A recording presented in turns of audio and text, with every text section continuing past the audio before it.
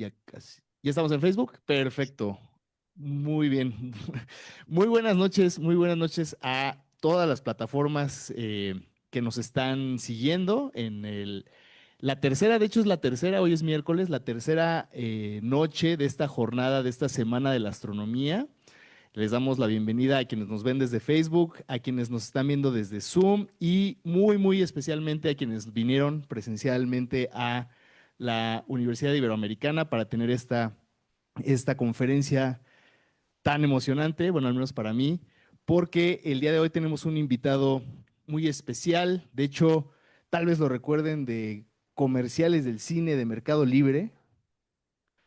Sí, ¿verdad? O sea, es que yo estaba impresionado. Hace poco fui al cine y de repente en los cortos había un comercial de Mercado Libre. No es comercial aquí, pero y sale un gran astrofísico, Joel Sánchez Bermúdez, a quien tenemos el honor de tener el día de hoy aquí como invitado en la Ibero. Un aplauso, muchas gracias.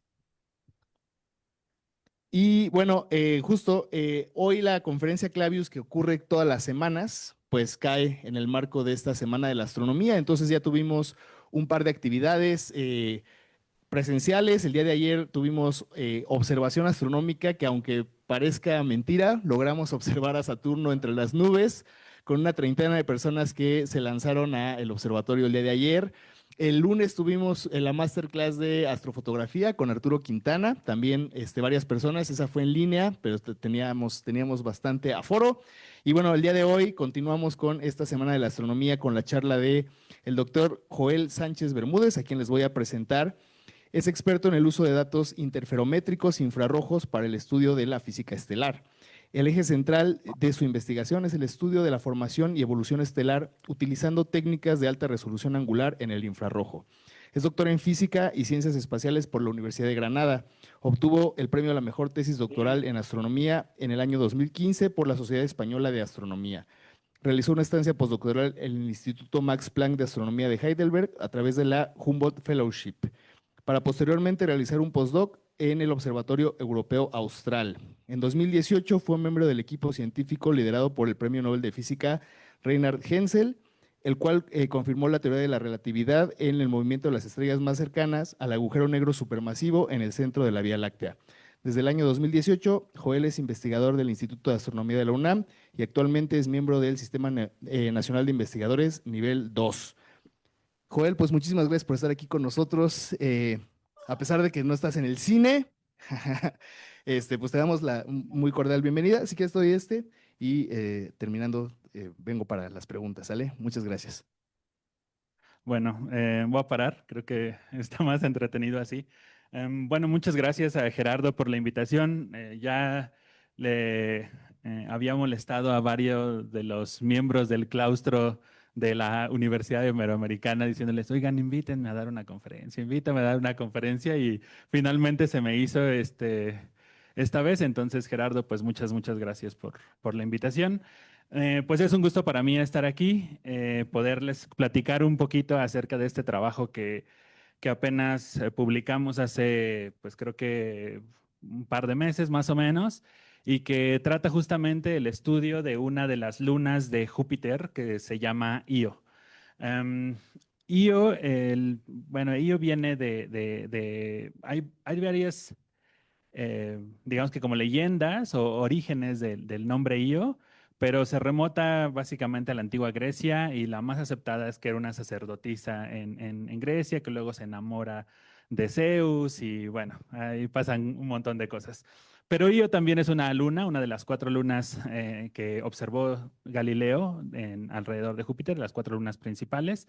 Es la tercera luna más grande de Júpiter y es la luna más interna de las cuatro galileanas a Júpiter.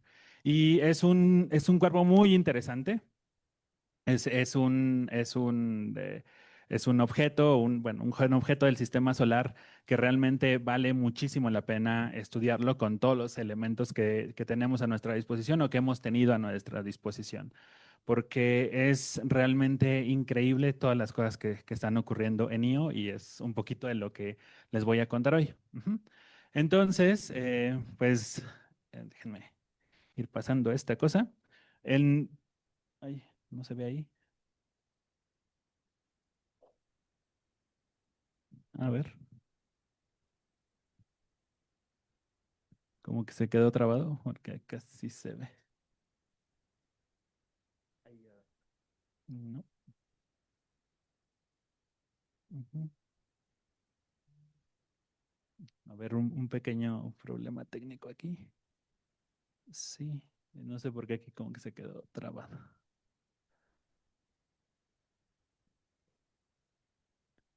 Bueno, siempre pasa.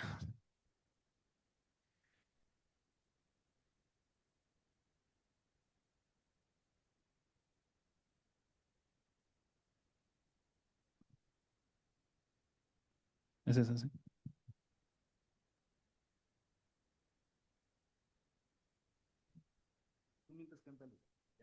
No, no canto muy bien, pero pueden comprar en Mercado Libre si, si les parece.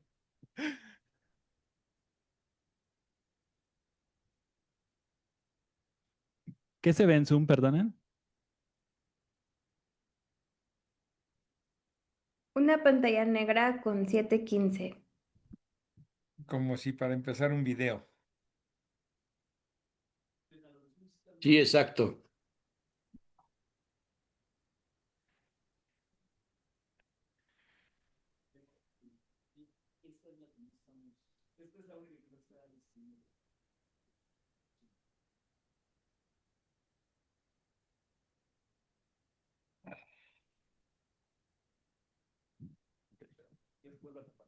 Vale, vale.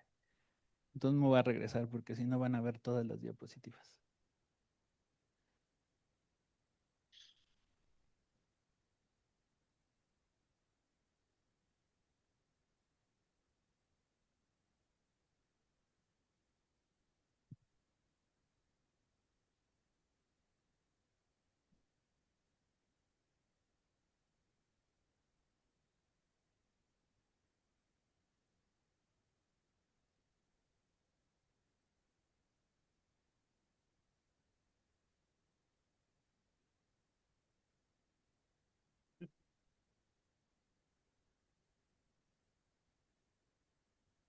Ya no tanto.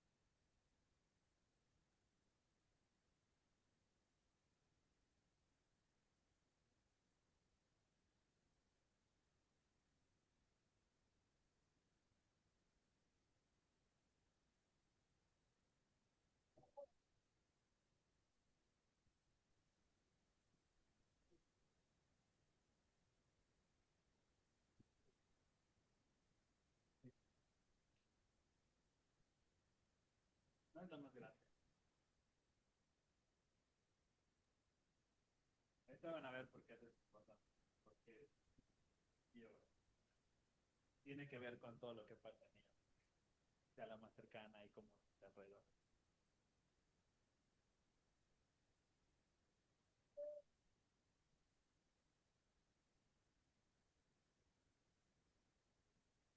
Sí.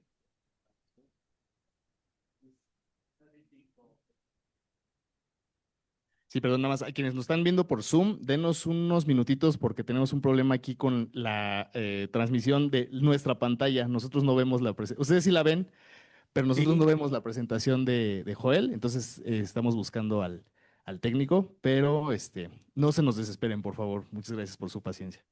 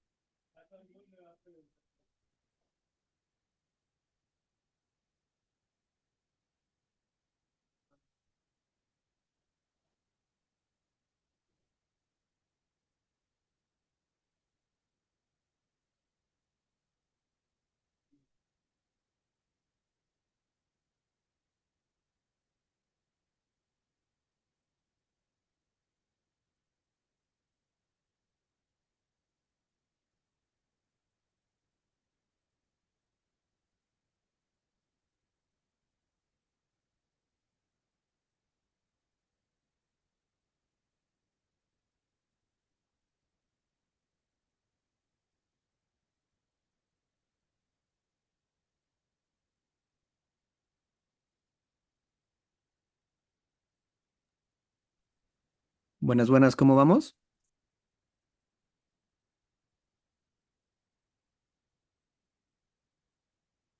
Se ve lo mismo en la pantalla de James Webb Space Telescope.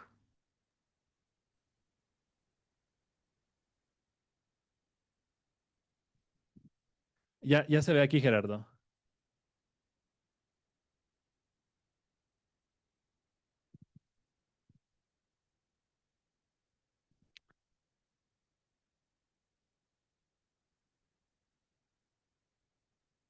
Ok.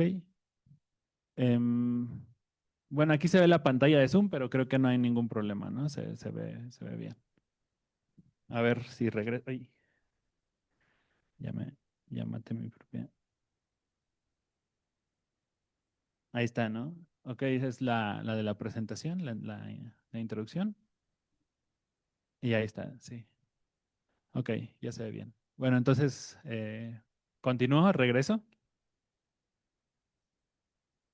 Ok, bueno, entonces les decía que hoy les iba a contar una historia acerca de esta luna que se llama Io y parte de la historia se les voy a contar a través de este telescopio que tenemos aquí, que es el telescopio espacial James Webb.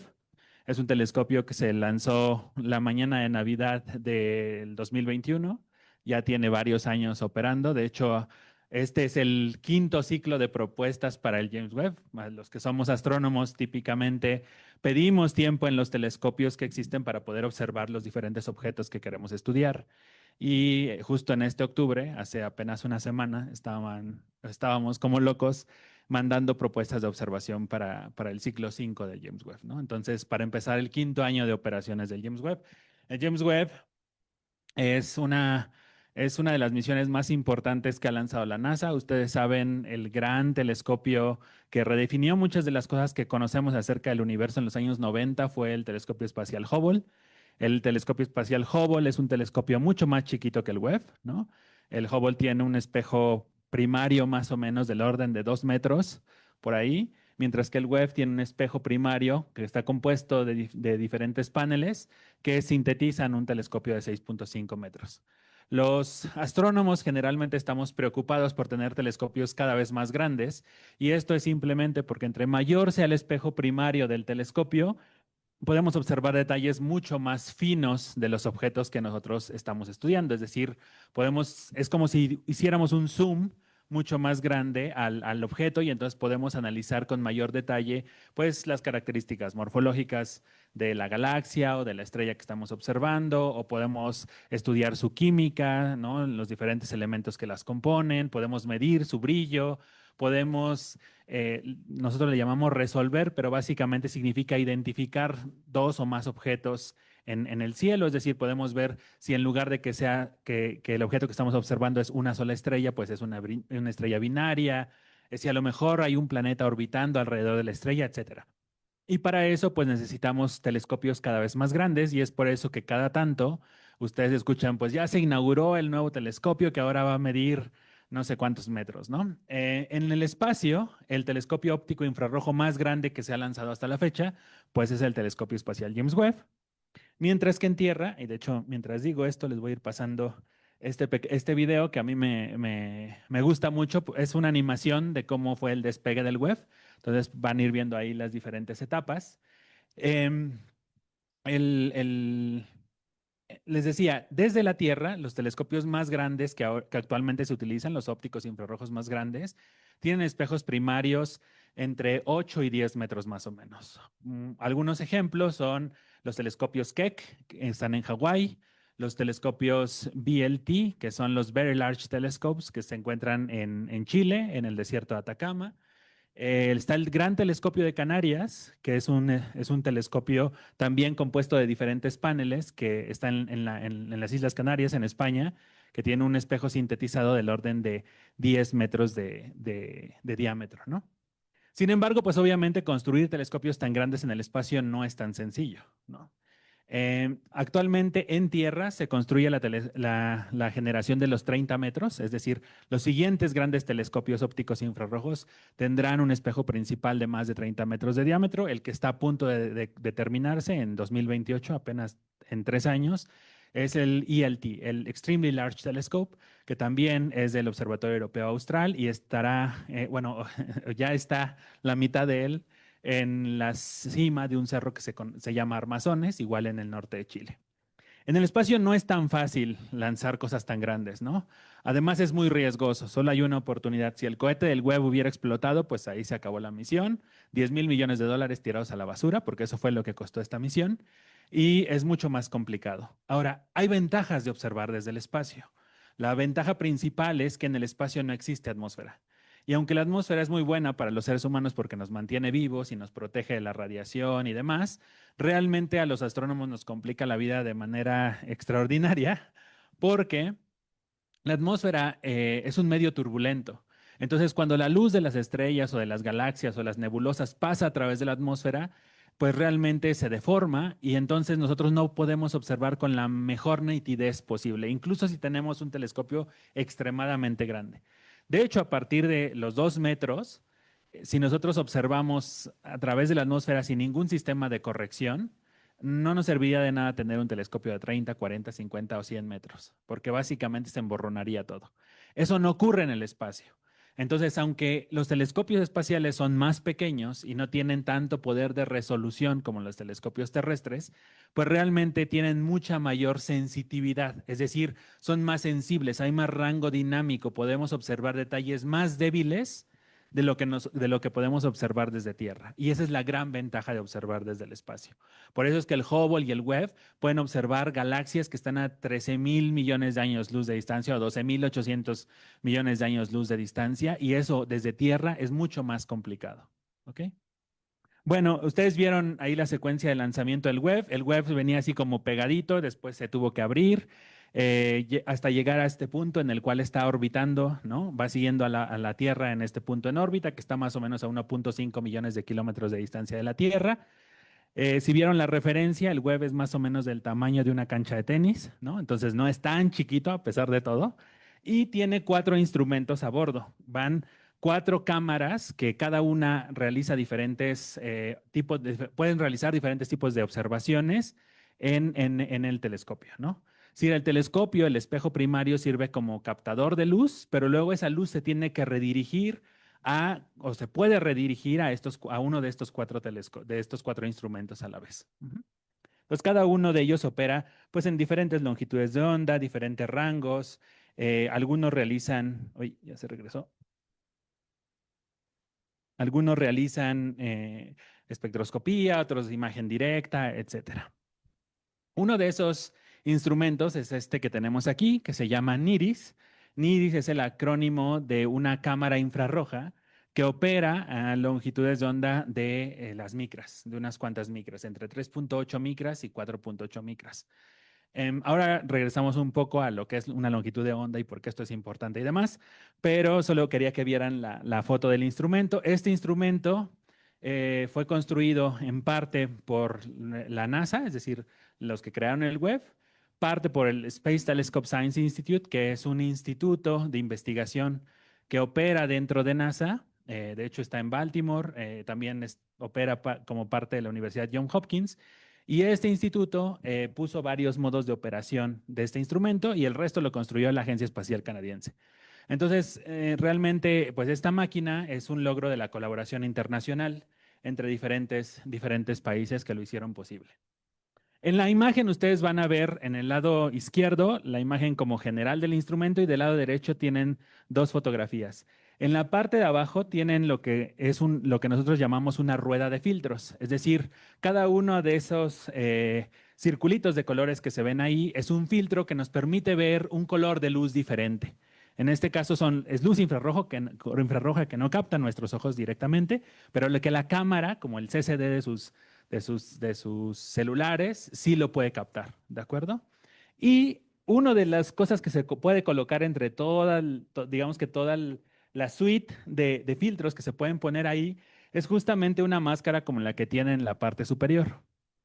Esa máscara, si ustedes se dan cuenta, tiene grabados los espejos del telescopio, de los espejos hexagonales que componen el espejo total, el espejo central del Webb.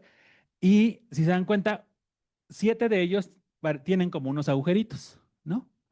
Entonces, lo que pasa es que esta máscara bloquea la mayoría de la luz que llega a toda la pupila del telescopio y solamente la deja pasar por estos 7 agujeritos de manera simultánea. Y esto es un modo de observación muy especial. Ahora les cuento por qué. Es la primera vez que se colocaba este modo de observación en un telescopio en el espacio. Nunca antes un telescopio ha tenido una de estas máscaras. Y es interesante porque este tipo de máscaras permiten que la resolución del telescopio se duplique un factor de 2. Entonces podemos ver todavía con mayor nitidez los objetos que estamos estudiando. Entonces la pregunta ahora sería, bueno, ¿cómo funciona esta máscara? De hecho es algo interesante porque obviamente todos estos instrumentos pasan por un sistema de revisión y es un proceso pues, que lleva muchos años el diseño, la construcción, la consolidación de los instrumentos. Y prácticamente lo que hacían IRIS ya estaba resuelto, ¿no? Ya era así, el panel de NASA decía, bueno, este instrumento nada más va a hacer esto, imagen, espectroscopía, punto, y no estaba considerado poner este tipo de máscaras.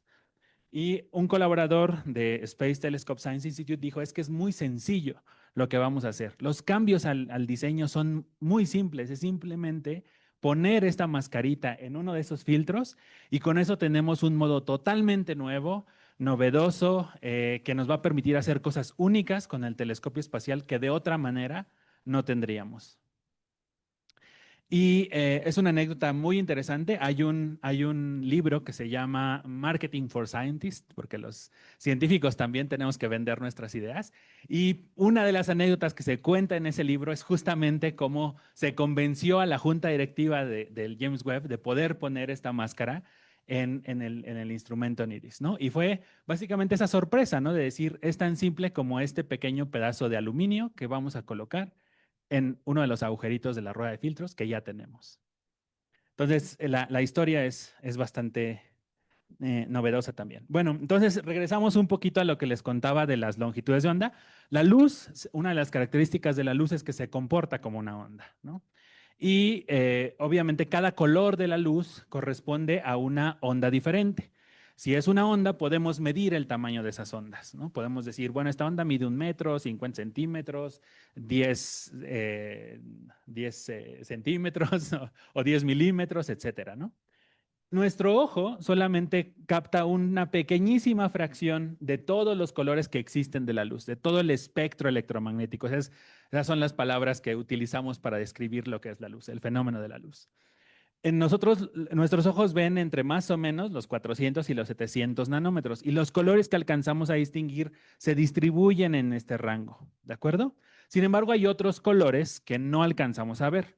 Si nos vamos hacia el rango de las micras, es decir, cuando la longitud de onda se hace, bueno, en este caso sería un poquito más grande que el visible, nos movemos hacia el infrarrojo. Si nos vamos un poco más, nos vamos hacia las microondas y cuando ya tenemos ondas del orden de centímetros o mucho más grandes, estamos ya en el dominio de las ondas de radio.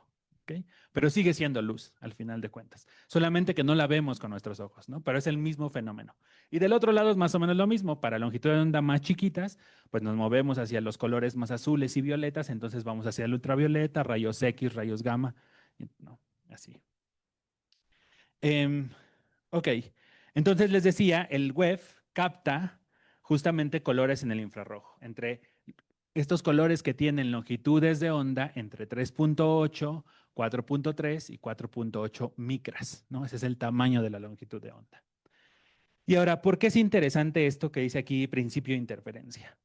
Porque la mascarita que les presentaba antes actúa justamente bajo el principio de interferencia. El principio de interferencia nos dice que si yo tengo, le voy a regresar tantito para que se vuelva a ver la animación. Si yo pongo dos orificios, ¿no? En este caso, y hago pasar una onda a través de esos dos orificios, cada uno de esos orificios ahora se va a convertir en un emisor de esa onda.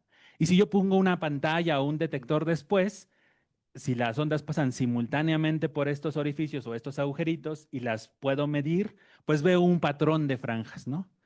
Ese patrón de franjas nos dice cuando las ondas se interfieren de manera constructiva o destructiva, ¿no? Si interfieren constructivamente, se refuerzan y entonces vemos que la franja es más luminosa, y si actúan de manera destructiva, pues se elimina justamente la onda y entonces vemos pues la parte oscura de las franjas, ¿no?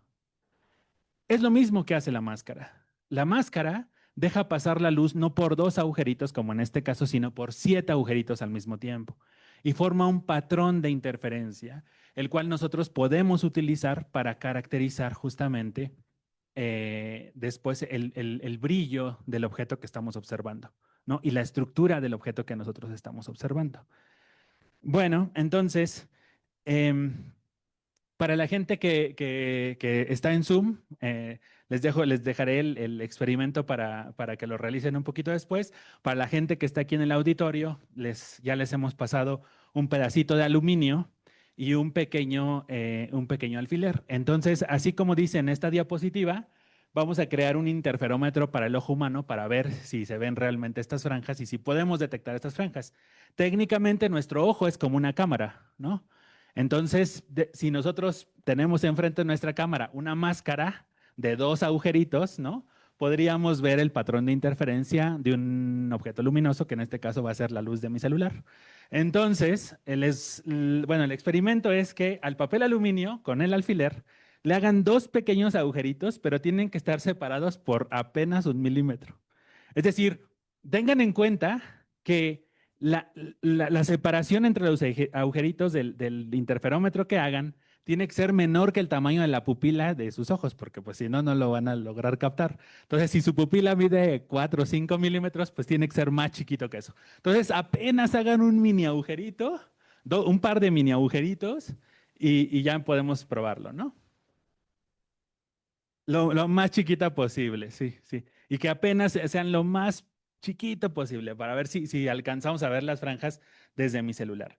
Y a la gente que está en Zoom, les cuento, la fotografía que ustedes tienen abajo es justamente una foto que se tomó con un experimento parecido, y lo que ustedes ven, esos patrones de franjas que de algún lado son un poco más, que si pueden prender la cámara para que se den una idea. No sé eso cómo se haga. Bueno, mientras les voy contando, lo que ustedes ven abajo es una foto tomada de las luces de una calle vistas a través de un interferómetro. Entonces, las luces más cerca se ven como un poco más emborronadas y las más alejadas se ven mucho más claras, ¿no? Así, las que están a 300 metros se ven un poco emborronadas y las que están a 2.5 kilómetros en la imagen se ven más claras. ¿Ya le hicieron los agujeritos? Ven, apúntenle a la luz de mi celular a ver si péguenselo bien al ojo y a ver si alcanzan a notar las franjas en la luz. ¿Sí? ¿Qué pasa si giran los agujeritos? ¿Giran las franjas o no giran las franjas? ¿Sí? Bueno, eso es justamente lo que hace la máscara del James Webb. El nombre científico de la máscara es Sparse Aperture Masking, ¿no? Entonces, crea un patrón de interferencia y dependiendo de la orientación de los agujeritos, las franjas se ven en una orientación o en otra orientación. Y lo interesante, y eso es lo padre de la física y de cómo un concepto tan sencillo como la interferencia nos puede ayudar a entender la estructura de una luna o de una galaxia o de una estrella. Y es que cuando el objeto es muy pequeño, ¿no? Casi tan pequeño o más pequeño que la separación entre los agujeritos, nosotros vemos las franjas bien definidas. Es decir, el contraste entre las franjas se maximiza, como aquí está en la pantalla. Si el objeto es un poco más grande, de tal manera que empieza a ser casi tan grande como la separación entre los agujeritos, el contraste va a ir disminuyendo, como en el caso intermedio. Y cuando el objeto ya es muy grande, que ya es más grande o igual de grande que el tamaño, que la separación entre los agujeritos, la franja se emborrona y perdemos el contraste. Pero este cambio de tamaño combinado con la orientación y la separación entre los agujeritos nos puede ayudar a determinar cómo es la estructura del objeto. Es muy elegante el principio, la verdad. A mí, la verdad, me gusta mucho explicarlo porque se me hace muy, muy bonito. Bueno, Entonces, observamos esta luna de Júpiter con el James Webb, con el instrumento NIRIS y con la máscara con el Sparse Aperture Masking, o el acrónimo es AMI, ¿ok? Entonces, observamos con el modo AMI, que es el primer modo de interferometría infrarroja en el espacio. Bueno, Io es una luna muy especial. Aquí hay algunas características. Una temperatura superficial promedio de menos 130 grados centígrados, una distancia al Sol de 5 unidades astronómicas. Una unidad astronómica es la separación que existe la separación promedio que existe entre la Tierra y el Sol. O sea, esto está 5 veces más lejos que lo que está la Tierra del Sol. Tiene un diámetro de más o menos 3.640 kilómetros, muy parecido al diámetro que tiene nuestra Luna. Y tiene un periodo de rotación de apenas 42.5 horas, ¿no? Entonces gira muy rápido, ¿ok? Sin embargo, es un cuerpo bien, bien interesante. ¿Por qué es interesante? Bueno, las primeras observaciones que se realizaron de Io son más o menos de los años 70, ¿no? Con las misiones Voyager y los Vikings. Seguramente ustedes recuerdan estos discos, ¿no? Son 2 discos de oro que llevan pues algunos grabados justamente de más o menos dónde está la posición de la Tierra. De hecho, son el equivalente a un disco de vinilo, y dentro de ese disco están grabados sonidos del mundo, ¿no? Las voces de personas, cómo se dice hola en diferentes lenguajes, el latido de un corazón humano. Creo que el beso de una persona también, ¿no? Entre muchas otras cosas. Es un proyecto que diseñó y que mandó al espacio Carl Sagan, ¿no? Y es muy, muy bonito. De hecho, bueno, los Voyagers son las naves espaciales humanas que más han viajado en el espacio, ¿no? Básicamente. Y son algunas de las primeras que tomaron imágenes de Io. Esta que está aquí es una de las primeras imágenes de Io. Entonces ya se veía que la luna tenía estos colores rojizos, amarillentos, ¿no? Y algo bien interesante es eso que se ve allá arriba en la parte superior de la imagen, que parece como que está aventando algo, ¿no? Y entonces eso que está aventando, pues se descubrió que justamente eran volcanes que estaban haciendo erupción sobre la superficie de Io y eran capaces de eyectar toda esta lava a 200, 300 kilómetros de altura sobre la superficie de la Luna, ¿no? Fue muy fascinante descubrir el volcanismo en esta luna, y de hecho esa es una de las razones por las cuales este objeto es tan interesante. Es el objeto que más actividad volcánica tiene en todo el sistema solar, 30 veces más de lo que tiene la Tierra. A la fecha se han caracterizado más de 400 volcanes en su superficie, ¿ok? Y eso justamente es lo que hace que se le dé estos tonos de rojizo, amarillento, etcétera, a toda la corteza de la luna.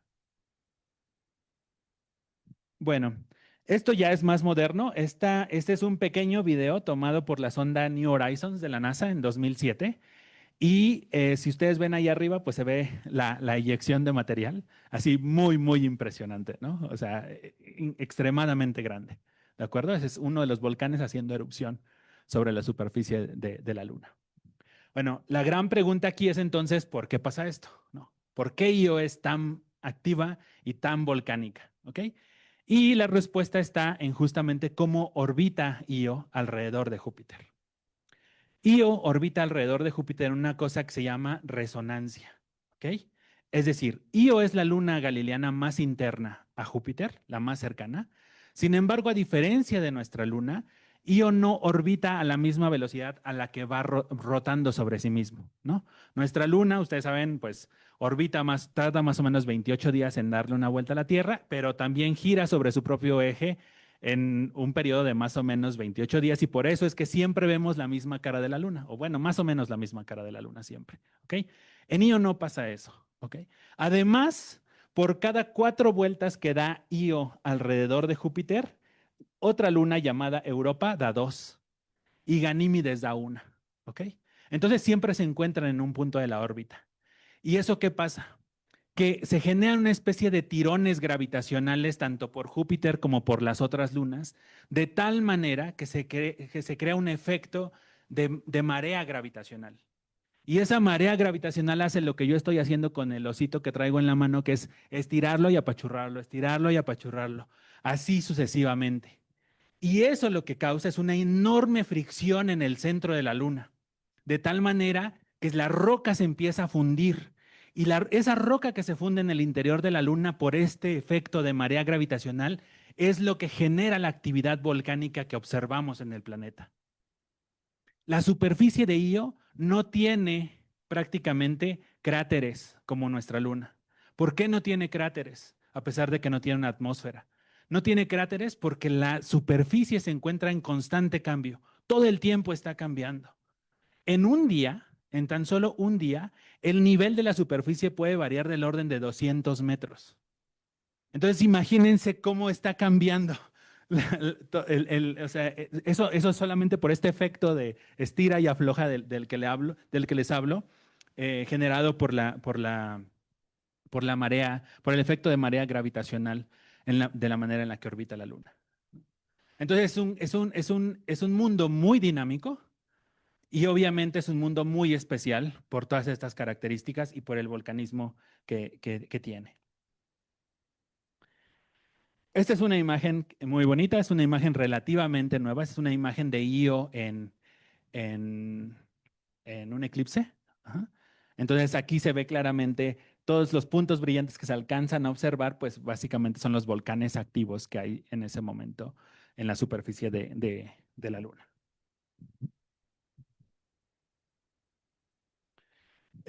Io ha sido, pues ustedes ya han visto, la ha estudiado los Voyagers, los Pioneers, más o menos por ahí de los 2010, la sonda Galileo. De hecho, una cosa interesante de la sonda Galileo es cuando orbita alrededor de Io, es que ellos detectan con un magnetómetro una especie de campo magnético alrededor de la Luna.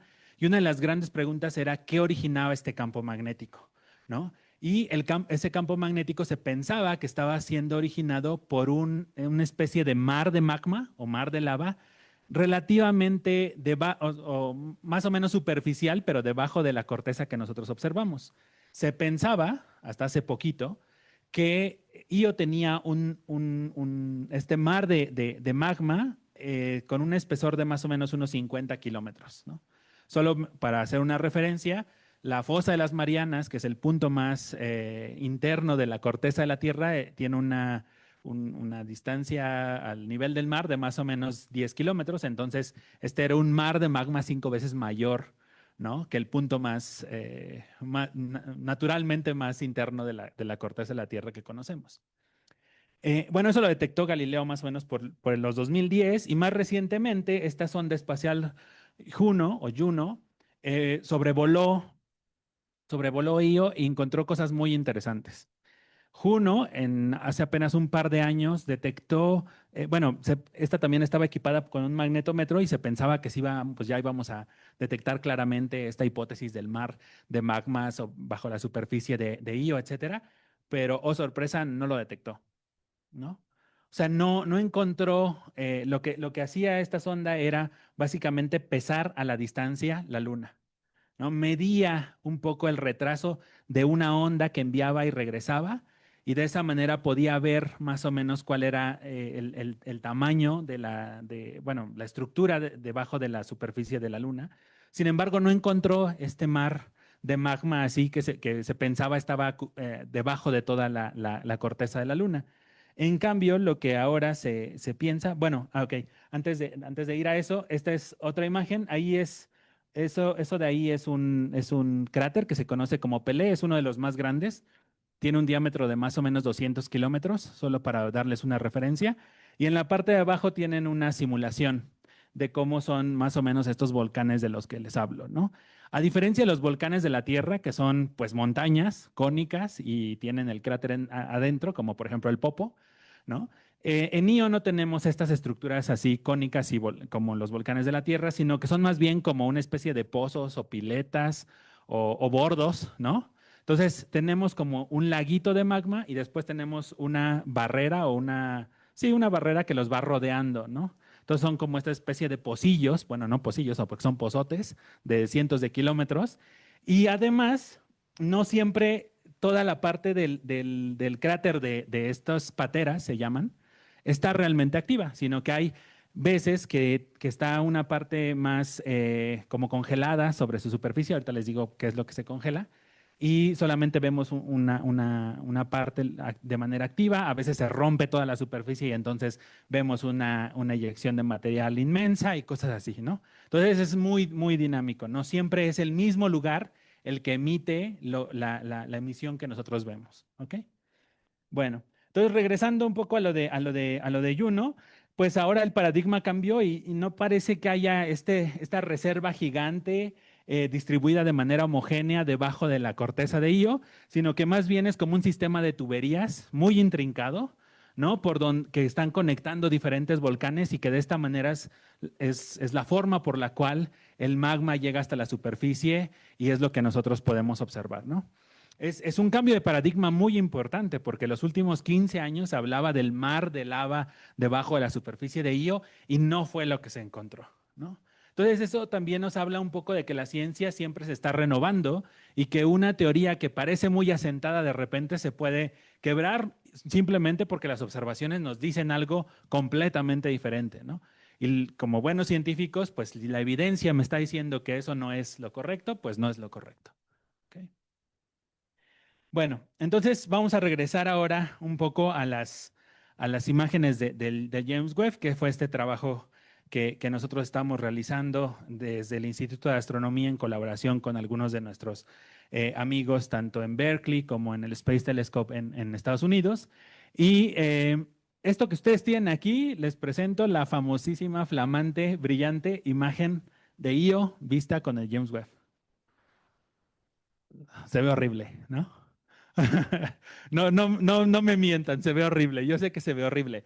No se ve nada, no distingo nada. ¿Dónde están los volcanes? ¿Dónde está la imagen bonita? Yo pensé que iba a ver ahí prácticamente, ¿sabes? Las gotitas de la lava y no se ve absolutamente nada, ¿no? Esta imagen está emborronada claramente. Está emborronada porque encima de la Luna, es decir, encima de la estructura de la Luna, tenemos el patrón de interferencia creado por la máscara. Y lo que tenemos que hacer ahora es quitar ese patrón de interferencia. Io es un objeto muy complicado para este tipo de observaciones, ¿no? Y es muy complicado porque básicamente el tamaño de la Luna es el tamaño del área efectiva que nosotros tenemos para realizar la observación. Entonces, quitar el patrón completo de interferencia es un dolor de cabeza. Y era un dolor de cabeza tal que no funcionaba ninguna de las técnicas que conocíamos y que habíamos podido aplicar en estrellas Wolf-Rayet, en discos protoplanetarios, en galaxias activas, etcétera, que sí funcionaban. Entonces se nos tuvo que ocurrir una nueva manera de desemborronar justamente las imágenes de Io, ¿no? Y esa era la pregunta, ¿cómo le hacemos para desemborronar o para quitarle justamente este patrón a la imagen y verla lo más nítidamente posible, que era lo que queríamos, ¿no? Y bueno, ya más o menos o parcialmente tienen ustedes ahí la respuesta, pues utilizamos lo que utiliza todo el mundo ahora, que son redes neuronales, ¿no?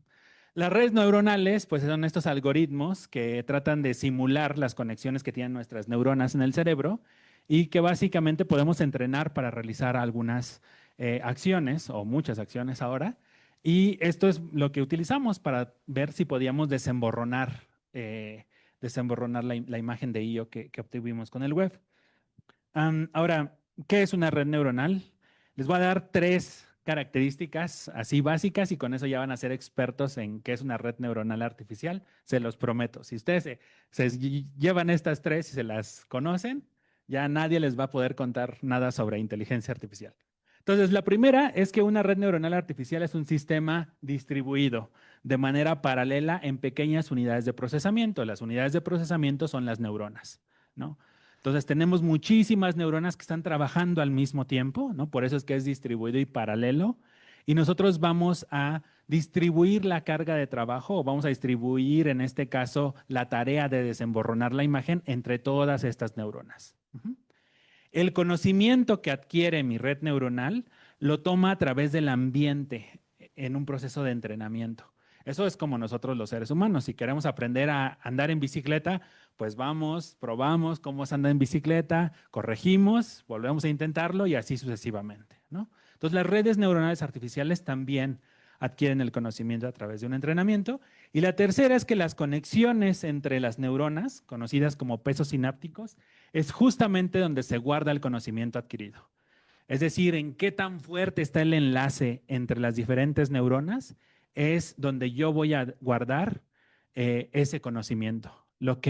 Qué tan fuerte es el enlace es lo que me va a decir cuando esas neuronas se prenden y cómo se prenden de tal manera que van a, en este caso, poder desemborronar la imagen de la luna.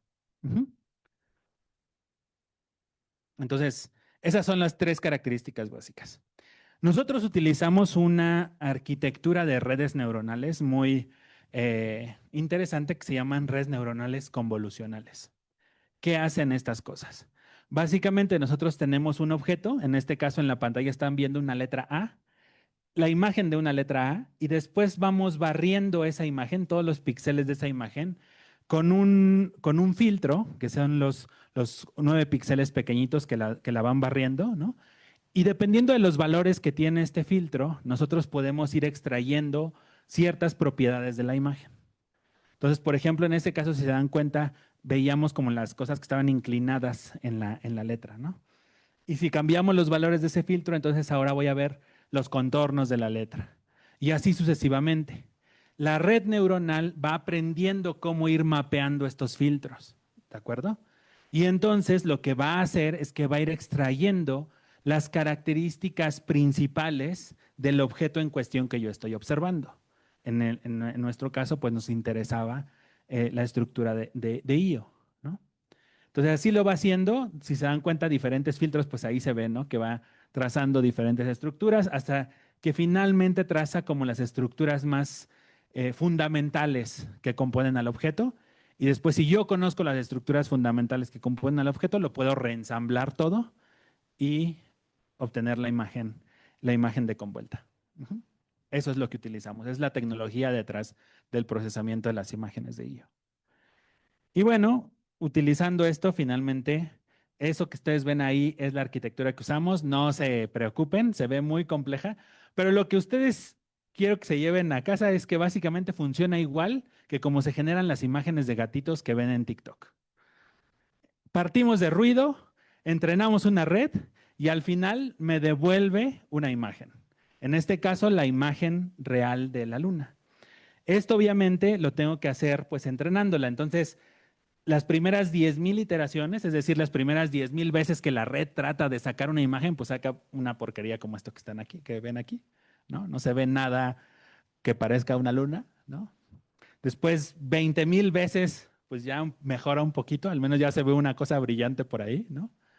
30,000 veces, bueno, un poco más, ya empieza a colocar algo de brillo en otros píxeles y así sucesivamente hasta que finalmente logramos obtener las imágenes del objeto que buscábamos.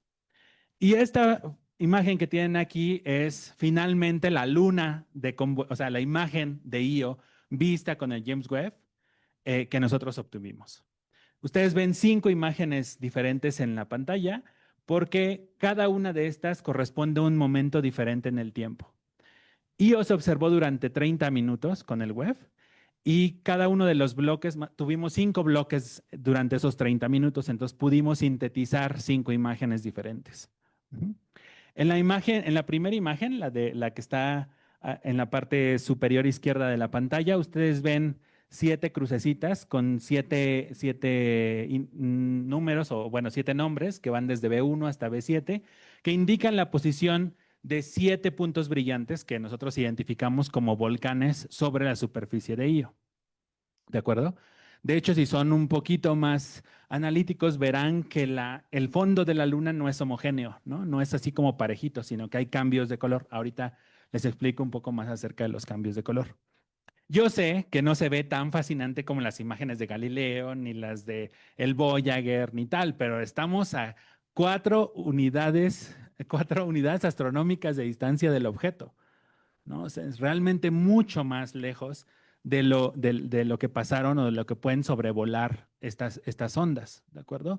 Una unidad astronómica son más o menos 150 millones de kilómetros, 150 por 4, entonces son 600 millones de kilómetros de distancia de la Luna. y aún así somos capaces de ver cambios en la superficie, cambios de brillo en la superficie, e incluso identificar esas estructuras con algunos de los volcanes conocidos en Io. Entonces, ¿qué podemos aprender de estas imágenes? Bueno, podemos aprender de entrada 3 cosas. Podemos medir la rotación de la Luna, ver si esto es consistente con lo que se conoce, ¿no? De hecho, ese GIF que ustedes tienen ahí, pues son las 5 imágenes donde se alcanza a ver cómo rota un poquito la Luna. Podemos medir la intensidad de los volcanes, podemos medir la potencia de los volcanes y compararla con volcanes que hay en la Tierra, por ejemplo, o con otras cosas. Y podemos también caracterizar las principales estructuras que dominan la superficie de la Luna, ¿no? Entonces, esto es más o menos lo que hicimos.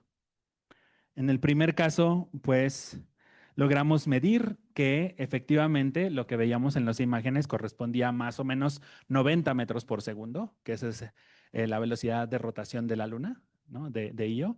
Y 90 metros por segundo, para darnos una idea, es más o menos como cómo arranca un carro de Fórmula 1 en una pista de carreras, para tenerlo en comparación. Les dije que el periodo de rotación era de más o menos 42 horas. Esto lo vimos en 30 minutos, ¿no? Entonces es realmente una fracción muy chiquitita del periodo, pero aún así lo pudimos medir. Pudimos calcular justamente, como les decía, la potencia de los volcanes. El punto más brillante, que es el que se encuentra más o menos cerca de la línea azul de en medio, que es el ecuador de la Luna, ¿no? En este caso, es un volcán o una emisión que se detectó cerca de un volcán que se conoce como la Patera de Set, ¿de acuerdo? Y la potencia de este volcán es de más o menos del orden de 33 gigawatts de potencia, ¿ok? Entonces, 33 gigawatts de potencia, ¿a qué se asemeja? Pues a erupciones, por ejemplo, como las del Kilauea en la Tierra, ¿no? Muy parecido. Entonces, más o menos se compara con la actividad volcánica que podría tener un volcán tan prominente como el Kilauea en la Tierra. La imagen de arriba no es del Kilauea, la imagen que está como en medio de la pantalla es de un volcán en Australia, que no me acuerdo el nombre porque estaba muy raro, pero es básicamente el orden de la misma tasa de potencia que tienen los volcanes terrestres, ¿ok? De hecho, bueno, los volcanes, los nombres de los volcanes o de las pateras en Io tienen nombres de dioses de diferentes mitologías. Uno de los que nosotros identificamos es de hecho Tonatiuh. Tonatiuh, pues si ustedes saben, es el dios del sol, de acuerdo a los aztecas. Entonces van a ver que hay algunos Set o Anubis o cosas así, ¿no? En los nombres de estas pateras o volcanes. Y, esperen, no. El tercero es la caracterización de las estructuras que dominan la superficie. Entonces dijimos, ok, sí, hay 7 puntos brillantes que están más o menos bien colocalizados con volcanes que se conocen, pero el brillo pues no es uniforme. Hay como una cosa extendida ahí más o menos. Sobre todo al lado de la emisión más prominente se ve como un brillo un poquito más tenue, pero no uniforme alrededor del disco. Y justamente Juno y otras ondas ya nos habían permitido saber que en Io existe como... y los volcanes están emitiendo dióxido de azufre. Este dióxido de azufre es típicamente un gas. Sin embargo, cuando la Luna pasa o pasa alrededor, bueno, pasa o está dentro de la sombra de Júpiter, la temperatura de la Luna cae incluso un poco más. Cae lo suficiente, esto es más de 100 grados centígrados bajo cero, ¿ok? Como para que el dióxido de carbono se solidifique y se vuelva una especie de escarcha. Esta escarcha se queda en algunas latitudes medias en la Luna y es justamente lo que nosotros identificamos como este fondo medio brillante en la superficie de Io, que en la imagen que ustedes tienen acá tiene estos colores como más verdosos o amarillentos, ¿no? Es escarcha de dióxido de carbono. Es una escarcha de dióxido de carbono producida justamente por la misma actividad volcánica. De hecho, es interesante porque Io tiene como esta escarcha, como este hielito, ¿no? Cerca de latitudes medias, es decir, un poco, no en el ecuador exactamente, pero un poco arribita del ecuador. Mientras que en otros mundos, como la Tierra o Marte, pues en realidad los casquetes están en los polos, ¿no? Las partes congeladas están en los polos y no en las latitudes medias. Pero esto justamente está relacionado con el hecho de que parece ser que en las latitudes medias de Io hay más actividad volcánica, entonces arroja más dióxido de carbono y cuando pasas de nuevo cerca de la sombra de Júpiter, se enfría, se crea la escarcha y ahí se queda más o menos, ¿no? Es muy diferente a lo que ocurre en la Tierra o en Marte. Y, ok, pues ya vamos a terminar la historia. Entonces, para llevar a casa nada más tres pequeños mensajes. Primero, pues para estudiar el universo necesitamos telescopios que son cada vez más grandes, con mejor tecnología, como el caso del James Webb. El James Webb tiene este modo muy particular, que es poder realizar interferometría, es combinar varios telescopios, o en este caso, pues varios agujeritos en una máscara, y esto funciona gracias a través de la naturaleza ondulatoria de la luz. Y la interpretación, pues, digamos, muy detenida y muy analítica de justamente este tipo de observaciones, en este caso, pues, de Io, nos ha permitido, pues, estudiar algunos de los fenómenos, pues, más extraordinarios que hay en el cosmos, en este caso, pues, el volcanismo en la superficie de Io, ¿no? Io, como les mencioné, es un cuerpo muy cambiante, entonces realmente merece la pena estarlo observando de manera constante, ¿no? Una sonda desafortunadamente no lo puede observar siempre, sin embargo un telescopio espacial pues sí puede dar más vistazos a la Luna y justamente monitorear mejor cómo es su actividad volcánica. Y como habrán visto a lo largo de la charla, pues hay muchas sorpresas todavía que seguramente nos depara el estudio de este objeto. Y con eso pues me gustaría terminar. Muchísimas gracias a Gerardo por la invitación, gracias a ustedes, la gente en Zoom, la gente aquí en el auditorio. Y pues no sé, ahora supongo que vendrán muchas preguntas. Gracias.